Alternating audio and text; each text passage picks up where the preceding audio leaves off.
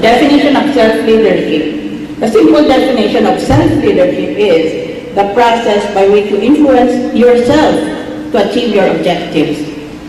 In the 2020 book, Self-Leadership by Bryant and Kazan, this term is defined as having a developed sense of who you are, what you can do, where you are going, coupled with the ability to influence your communication, emotions, and behavior on the way to getting there. Thus, I will summarize the meaning of self-leadership as the modern equivalent of the famous command by Socrates. What is that famous command? You remember? Know thyself. If you want to examine yourself about self-leadership, the authorities require two skills. According to Bryant and Kazan, these are: first, the first skill is to stop and step back from the things that trigger us to react. Because when we react, we are being controlled by the trigger. Kaya, dapat kunin mong sarili mo dyan sa magulo at tingnan mong sarili mo at ang mga ginagawa ng mga nakapaligid mo. Huwag ka kaagad mag-react dahil kung ganyan na nag-react ka sa ibang tao, ibig sabihin, kinukontrola ka pala nila. Kung gumawa sila ng ganito, masaya ka. Kung gumawa sila ng iba, malungkot ka o galit ka. Always stop, step back. Next, the second skill is to consider our intention, which involves our values and what we are trying to achieve in order that we can live a life of choice. In other words, self-leadership is nothing but coaching yourself. Ikaw na rin ang naging coach mo. Ask yourself the following questions formulated by the authorities. Question: what is it that you want to achieve? Sa 2016, halimbawa, pupunta na naman tayo sa halalan. Ano ba gusto mong mangyari? At ano ba gusto mong makuha sa elect o iboto natin na presidente ng Pilipinas? Gusto ba natin artista? Uso ngayon yun ah. Ang problema lang, hindi mahiwalay ng ating masa ang katotohanan sa nakikita nila sa sine. Kaya nakita mo ang dalawang pinakapopular na mga presidentiables sa mga artista ay may mga papel palagi sa sine na sila ang nagtatanggol ng mga api. We have to have a sense of distinction between what is real and what is illusory. Ngayon, ang problema ko ay ganito. Ang demokrasya is the rule of the majority, hindi ba? Sinong majority sa ating bansa? Ang mayaman o ang mahirap? Ang mahirap. Always, there are more poor people than there are rich people. There are always poor people and there's a small number of rich people. Kaya, kung sa halalan lang ibase, ang mangyayari, ang mga mahirap, kinokontrola nila ang magiging leader ng ating bansa. At hindi na natin pinapakinggan ang gusto ng mga mayayaman na edukado. And some of them are very highly educated. Kaya ang solusyon dyan sa problema niyan ay we must educate the Filipino public on this first question: what is it that you want? What do you want for the Philippines in 2016? Bakit ba tayo makahalalan kung wala naman palang improvement sa mga naalala noon? I want you to think about those. Next question: what actions do you need to take to achieve this?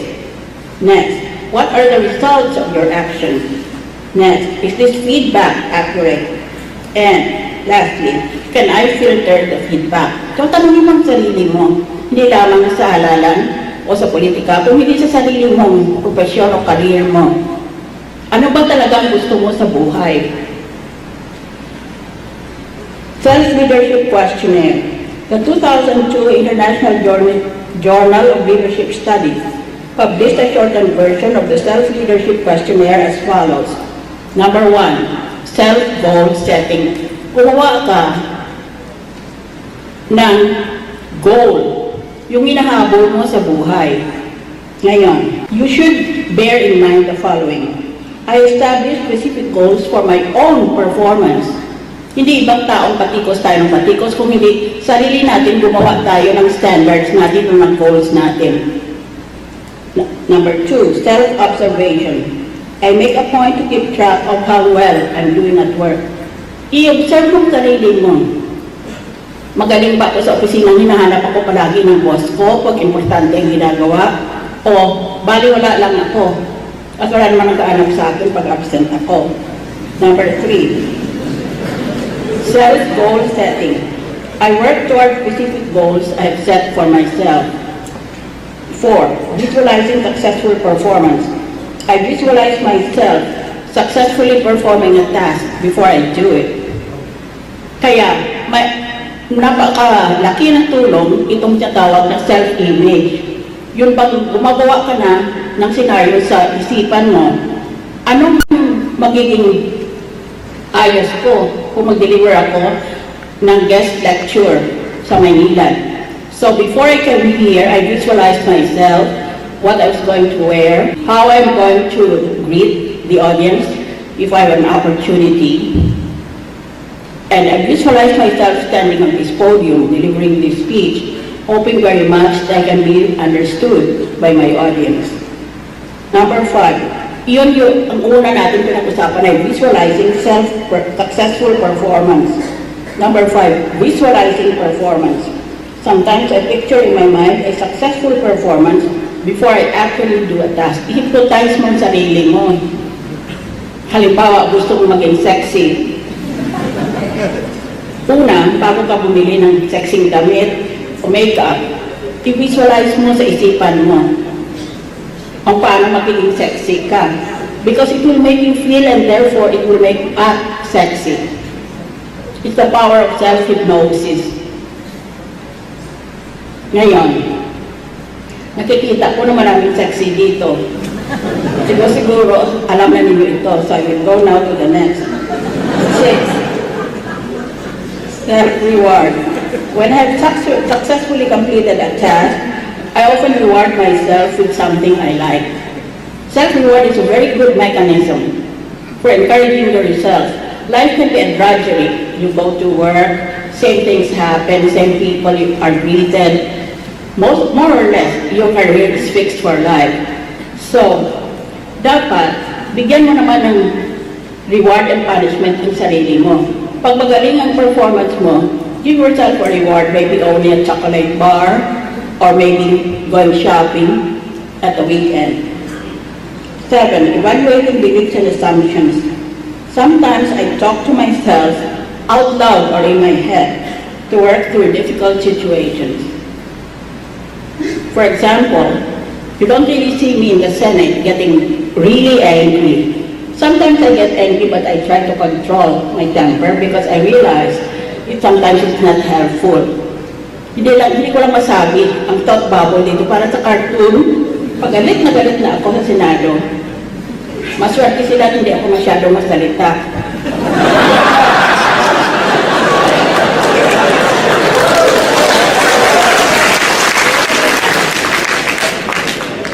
Actually, inisip ko, kamukha doon sa mga kasapan o hearing. Sari-saring sinungaling eh. Gusto ko ako i-impress. Actually, kinokontrola ko ang mukha ko. Pero dito sa itaas, ang isip ko, gago.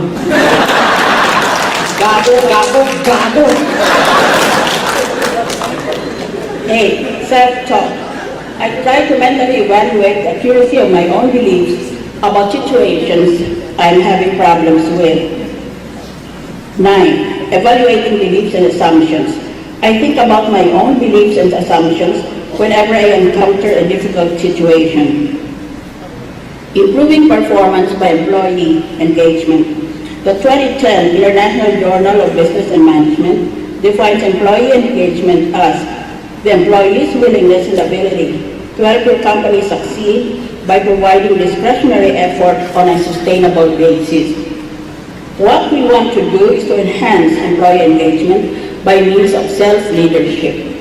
Therefore, managers should observe the following procedure. Start it on day 1. Mag-umpisa ka na. Huwag mong papaliban pa. Number 2, start it from the top. Ikaw maging ikaw rin mag-una sa gusto mong mangyayari. Number 3, enhance employee engagement through two-way communication. Number 4, give satisfactory opportunities for development and advancement. Number 5, ensure that employees have everything they need to do their jobs. Number 6, give employees appropriate training.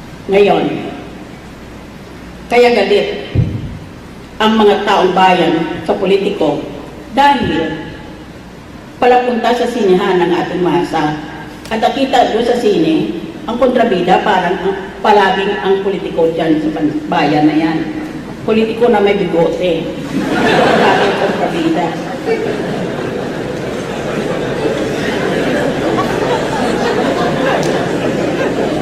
Self-leadership should lead to excellence.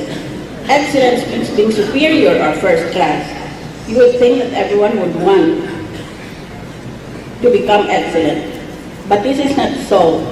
Many Filipinos are happy with okay na or pwede na ba yan. Sociologists might say that our colonization made us feel inferior as a culture. Bakit ganyan ang Pilipino? Basta pwede na, pwede, ganyan na lang ang trabaho niya. Hindi niya dinadagdagan para nakahanga-hanga ang resulta. Basta pwede na pumasa, pwede na, okay na. Siguro dahil sa naging under tayo sa mga dayuhan during the regime of the foreigners, the Spaniards and the Americans who governed our country during colonization days.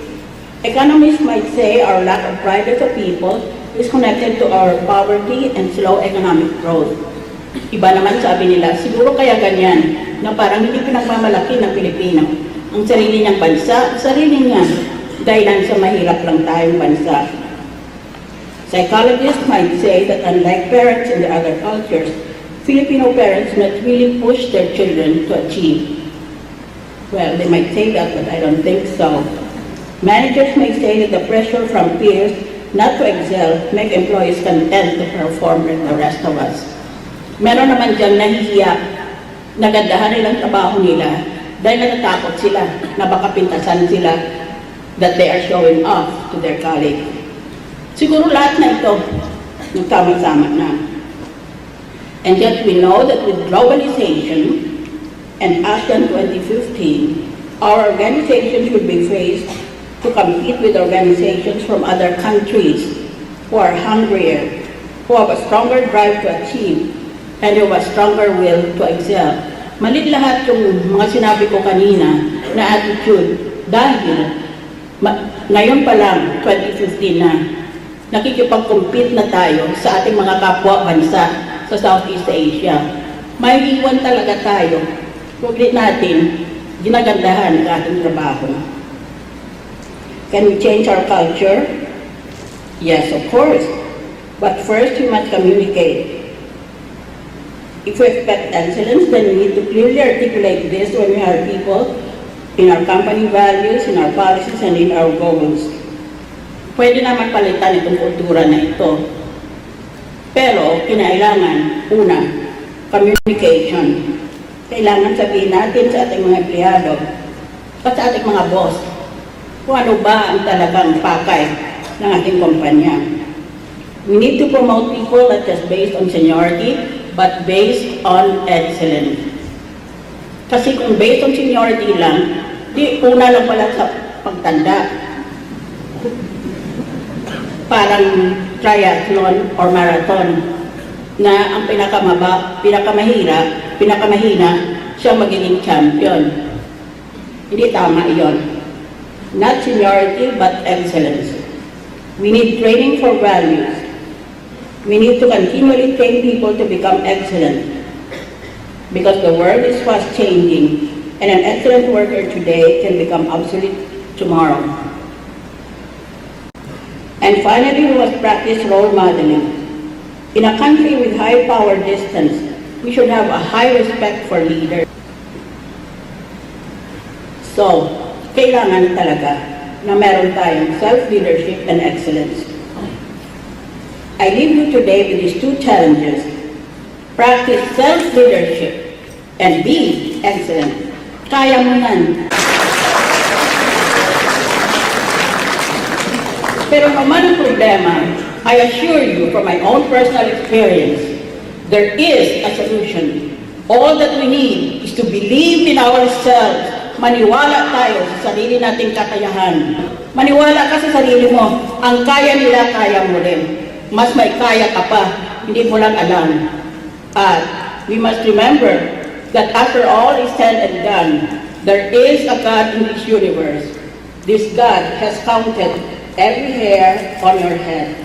So don't ever feel that you are alone, that you are all alone, because there is an ultimate love and an ultimate justice at the end of our mortal lives. As the poet said, God moves in mysterious ways.